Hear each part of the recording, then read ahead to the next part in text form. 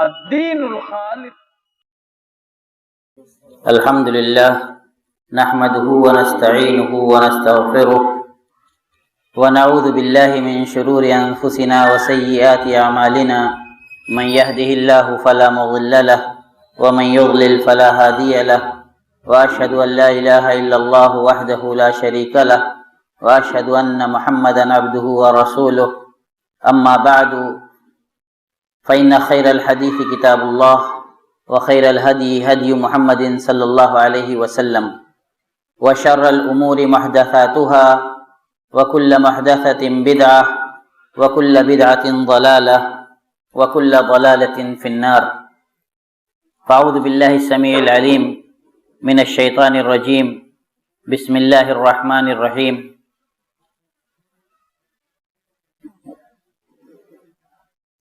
والسابقون الأولون من المهاجرين والأنصار والذين اتبعوهم بإحسان رضي الله عنهم ورضوا عنه وعد لهم جنات تجری تحتها الانہار. محترم سامعین، آج کا یہ اجتماع جو ملکی پور رسولہ گنج کی اس مسجد میں منعقد ہوا ہے، ذیلی جمعیت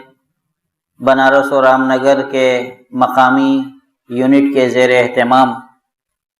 قابل مبارکباد ہیں مٹھی بھر حاضرین جو آج یہاں موسم کی اچانک ناشائستگی کے باوجود حاضر ہوئے. کچھ لوگوں کو آنے میں دیر ہوئی اور اب تک آمد کا سلسلہ بدستور جاری ہے. دیکھیے، جو عنوان ہے اس عنوان کا حق بہت مختصر سے وقت میں ادا نہیں ہو سکتا، کیونکہ اس عنوان کے اتنے پہلو ہیں کہ اگر ان کے زندگی کے ایک ہی حادثے کو بیان کرنے کی کوشش کی جائے جو واقعہ کربلا ہے تو اس کی تفصیلات اتنی ہیں کہ داستاں ہو ایک پوری. لیکن کہا جاتا ہے کہ جہاں سب کچھ نہ مل سکے تو وہاں جو میسر ہو اس کو چھوڑا نہیں جاتا. ما لا یدرک کلہ لا یترک جلہ. تو حضرت حسین ابن علی رضی اللہ تعالی عنہما یہ کون ہیں، کیا ہیں، ان کا کیا مقام ہے اور ان کا نسب نامہ کیا ہے، اس کو جاننے کے لیے ضروری ہے کہ ہم خاندان نبوت صلی اللہ علیہ وسلم کو پہچانیں اور ان کی آپس کی رشتہ داریوں کو جانیں. اور اس سے پہلے سلف کا جو منہج ہے، سلف کا جو عقیدہ ہے عمومی صحابہ کرام کے بارے میں وہ جانیں کہ ان کو ہم سب برگزیدہ ہستیاں جانتے ہیں. چاہے کوئی صحابی بہت مشہور ہو اور اس کے بہت سارے کارنامے ہوں جیسے خلفائے اربعہ اور خالد بن الولید رضی اللہ تعالیٰ عنہ اور دیگر صحابہ، یا وہ بہت ہی مختصر اللہ کے رسول صلی اللہ علیہ وسلم کی صحبت سے مشرف یاب ہوا ہو اور اس کی کوئی زیادہ شہرت نہ ہو، اس سے کوئی حدیث بھی نہ آئی ہو، لیکن ہم سارے صحابہ کو ان کا مقام دیتے ہیں اور ان کے مرتبے کو پہچانتے ہیں، اور اللہ تبارک و تعالیٰ نے ان سے اپنی رضامندی جو قرآن مجید میں نازل فرمائی ہے اور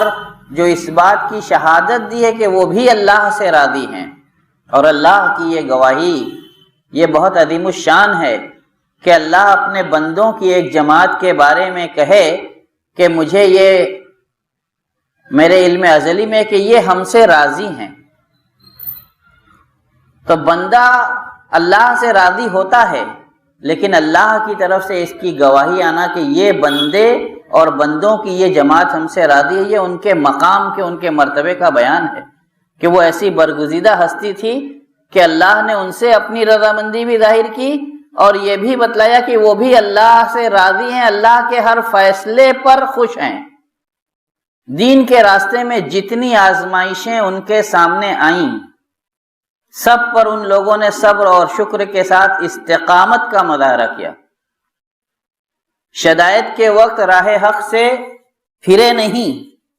اور خوشیاں آنے پر دائرہ انسانیت سے، جامع انسانیت سے باہر نہیں ہوئے. رسول اللہ صلی اللہ علیہ وسلم کی ہر تعلیم پر سر تسلیم خم کیا اور کسی کی علت یا وجہ یا حکمت جاننے کے لیے سوال یا اعتراض نہیں اٹھائے۔ ہم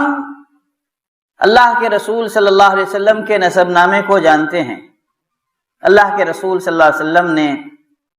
اپنی سب سے چھوٹی صاحبزادی فاطمہ بنت محمد رضی اللہ عنہ و صلی اللہ علیہ وسلم کا نکاح اپنے چچا زاد بھائی اور اپنے پروردہ علی ابن ابی طالب رضی اللہ تعالی عنہ کے ساتھ کیا تھا، اور جو درع آپ کو حضرت علی رضی اللہ تعالیٰ عنہ کو آپ نے دی تھی غنیمت میں ان کے حصے کے طور پر، اسی کو ان کا مہر قرار دیا تھا۔ انہی کے بطن سے 2 بیٹے پیدا ہوئے، حضرت فاطمہ اور حضرت علی کی نسل سے، ایک حسن ابن علی اور دوسرے حسین ابن علی۔ تو اب نسب نامہ یوں ہے کہ حسین ابن علی ابن ابی طالب ابن عبد المطلب ابن ہاشم، اور یہاں سے پھر پورا نسب نامہ اللہ کے رسول صلی اللہ علیہ وسلم کے ساتھ متصل ہو جاتا ہے۔ یہ برگزیدہ نسب اور یہ برگزیدہ مقام کہ آپ اللہ کے رسول صلی اللہ علیہ وسلم کے سبط ہیں، نواسے ہیں، یہ ہمیں کسی غلو کی دعوت نہیں دیتا کہ ہم ان کی شان میں غلو کریں، کیونکہ غلو جو ہے حد سے بڑھانا کسی کو، یہ پچھلی امتوں کی ہلاکت کا سبب ہے۔ ایاکم والغلو فإنه أهلك من كان قبلكم حملهم أن يسفكوا دماءهم ويقطعوا أرحامهم، کہ غلو سے بچو دین میں، اسی غلو نے پچھلی امتوں کو خوریزی اور قطع تعلقی پر ابھارا، اور اسی کے پاداش میں پچھلی امتیں ہلاک ہو گئیں۔ کسی نے عزیر کو اللہ کا بیٹا بنا لیا، کسی نے عیسی ابن مریم کو اللہ کا بیٹا بنا لیا، اور کسی نے حسین کی شان میں غلو کیا تو ان کے ابا کے اندر الوہیت کا دعویٰ کر بیٹھے کہ علی مولا ہیں، اور اس کے بعد حسین کے سلسلے میں غلو کیا، اور جس کام سے حسین کے نانا نے منع کیا اس کام کو دھڑلے سے انجام دیتے ہیں۔ اور اس سیرت کے اس پہلو پر آنے سے پہلے ذرا یہ غور کیجئے کہ غمی کے ماحول میں دیگیں چڑھتی ہیں۔ آج جو حسینیات منعقد ہوتی ہیں، اگر آپ ان کا منظر دیکھیں تو 10-10 15 نوجوان 20-20 25-25 ذبیحے ذبح کر کے دیگیں چڑھتی ہیں، 3 محرم 4 محرم 5 محرم کو یہ اور خاص پکوانے ہیں۔ یہ کیسا غم اور کیسا ماتم ہے؟ یا یہ نیرا ڈھونگ ہے؟ کیا ہے یہ؟ اللہ کے رسول صلی اللہ علیہ وسلم جب حضرت جعفر ابن ابی طالب رضی اللہ تعالیٰ عنہ کی شہادت ہو گئی تو حکم دیتے ہیں کہ اسنوا لآل جعفر الطعام فإنه آتاهم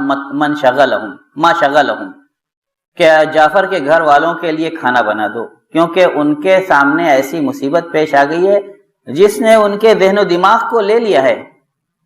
مطلب وہ اپنے ہوش و حواس میں نہیں ہے کہ کھانے پینے کا اہتمام کر سکیں، اور یہ انسانی فطرت ہے۔ اگر کسی کے گھر میں کوئی شخص بیمار ہو جائے اور اس کی بیماری شدید ہو تو کھانے پینے کا نظام درہم برہم ہو جاتا ہے، اور اگر وفات ہو جائے کسی کی تو کسی کو کھانے پینے کی کوئی فکر نہیں ہوتی۔ تجہیز، تکفین، تدفین، اور اس کے بعد سوگ میں ڈوبے لوگ بیٹھے رہتے ہیں، اقربا آ کر کے ان کے کھانے پینے پلانے کا انتظام کرتے ہیں۔ کیسا سوگ منایا جا رہا ہے؟ اور پھر سوگ کی حد کیا ہے یہ بھی جانیے۔ سوگ اور ماتم کی اسلام میں حد کیا ہے؟ اگر کسی عورت کا شوہر مر جائے تو وہ عدت جو اس کی ہے 4 مہینے 10 دن، اس میں بناؤ سنگار سے رکی رہے گی، لیکن یہ نہیں کہ وہ اپنا گریبان چاک کرے گی، دوپٹہ پھاڑے گی اور ولولہ کرے گی اور چلائے گی، یہ نہیں۔ حضرت جعفر کی شہادت کے تعلق سے یہ ایک دوسری حدیث ہے جو عام اقربا کے سلسلے میں اس لفظ پہ غور کیجئے گا، غمی کے منانے کے ایام کی تحدید کر دیتی ہے کہ شہادت کے 3 دن کے بعد ان کے بیٹے کی روایتیں کہتے ہیں کہ اللہ کے رسول صلی اللہ علیہ وسلم ہمارے پاس ہمارے والد کی شہادت کے 3 دن کے بعد آئے اور ہماری حالت دیکھی کہ ہم سوکھ کر کے بالکل چوزا ہو گئے تھے۔ تو سب سے پہلا کام اللہ کے رسول نے یہ کیا کہ نائی کو بلوایا، ہماری شکلیں درست کرائیں، اور اس کے بعد ہمیں حکم دیا تھا لا تبکوا علی اخی بعد اليوم، آج کے بعد میرے بھائی پر رونا مت، غم کا ماحول گھر میں بنا کے مت رکھنا۔ ایک فطری غم ہوتا ہے جو دل میں ہوتا ہے، ٹھیک ہے، احساس ہو، کبھی آنکھ نمدیدہ ہو جائے، اپنی طبیعت پر انسان کا قابو نہ رہے، چند سسکیاں آ جائے، وہ الگ بات ہے، لیکن اربع فی امتی ہن من امر الجاہلیہ لا یترکونہ، 4 جاہلیت کے کام ایسے ہیں جو میری امت میں انجام دیے جائیں گے، چھوڑیں گے نہیں امت کے لوگ، الفخر بالاحساب والطعن فی الانساب والاستسقاء بالانواع والنیاحہ۔ تو اللہ کے رسول صلی اللہ علیہ وسلم نے اس کی پیشین گوئی کی تھی کہ امت کا ایک بدبخت طبقہ ہوگا جو اس جاہلیت کے کام کو نہیں چھوڑے گا، اپنے حسب نسب پر فخر کرے،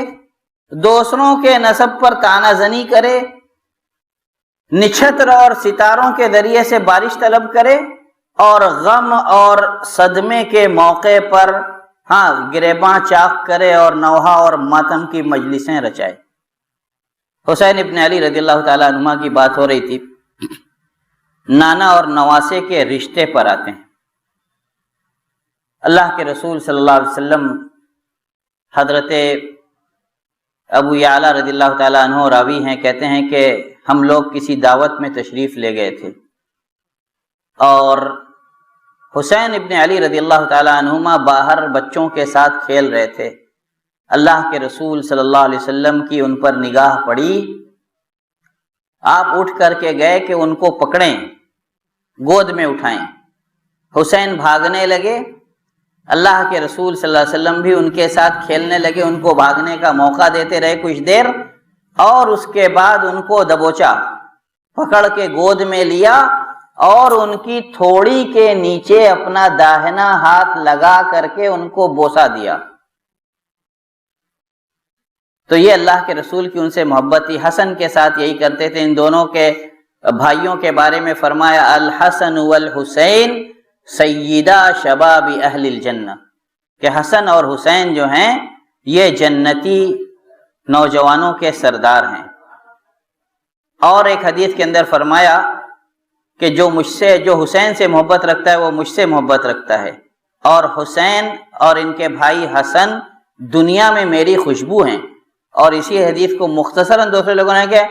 کہ ہما ریحانتی ان ابنی ہذین ریحانتی فی الدنیا،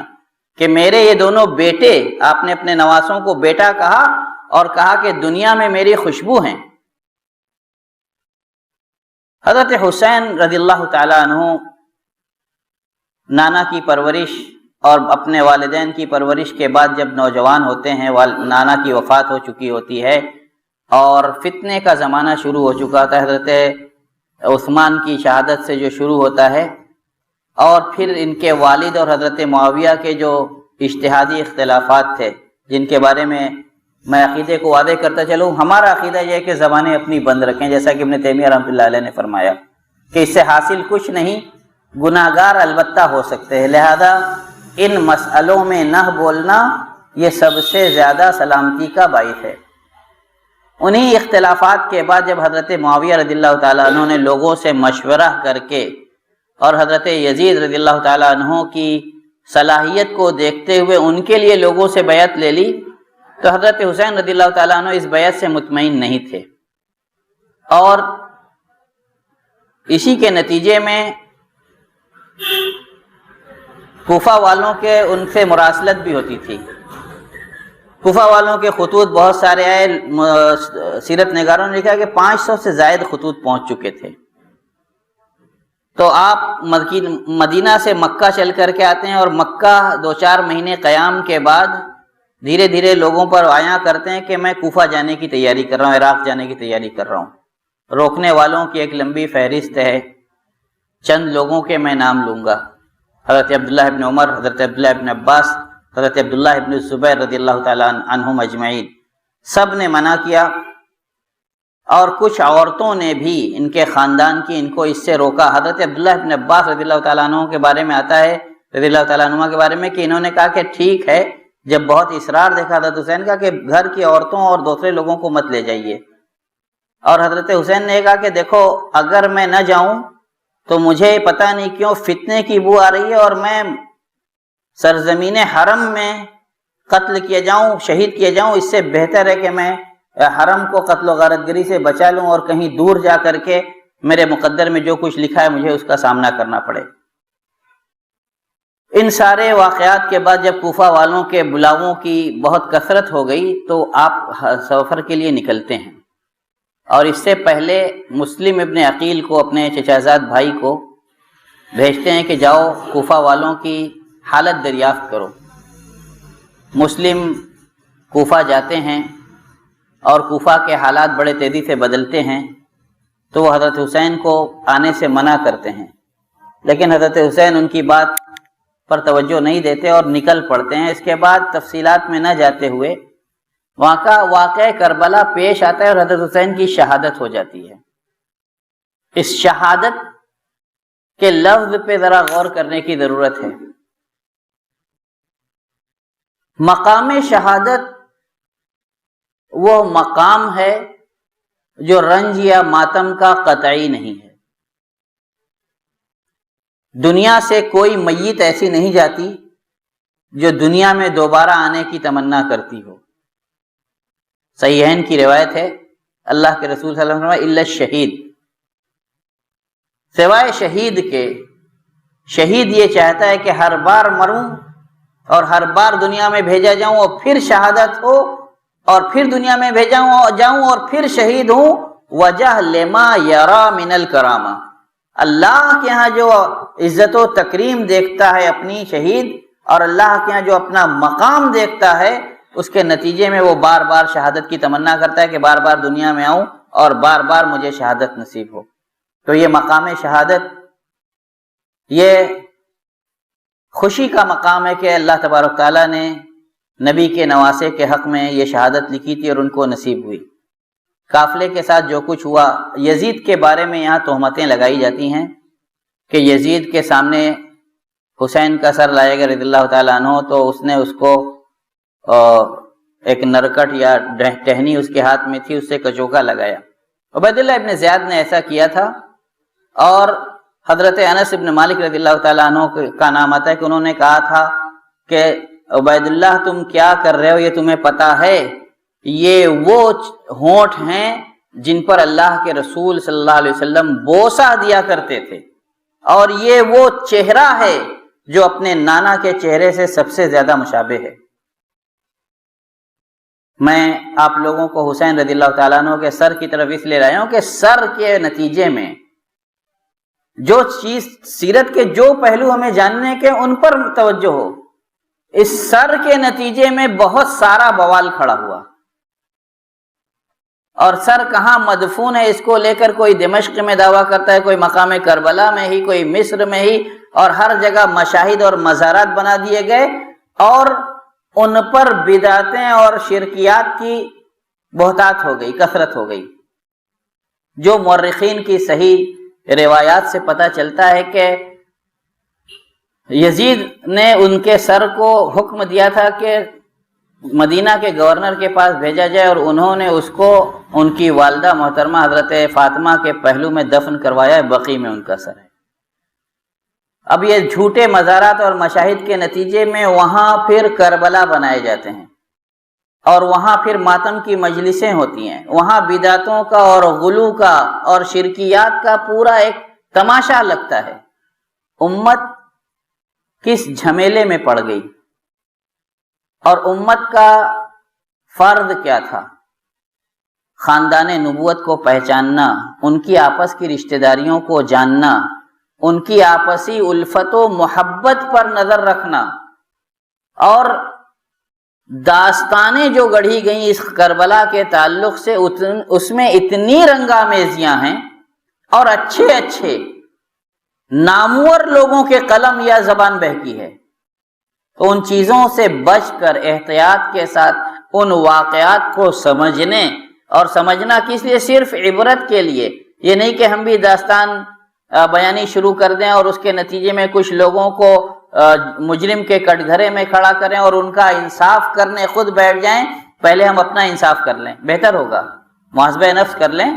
اور ہم کس کے بارے میں زبان کھول رہے ہیں اور کس طرح کھول رہے ہیں. یزید کون ہے، ان کے والد کون ہے، حسین کا ان سے کیا رشتہ تھا، حسین کی والدہ کے وہ کون ہوتے تھے، اللہ کے رسول کے وہ کون تھے. اگر ان چیزوں کو جانیں گے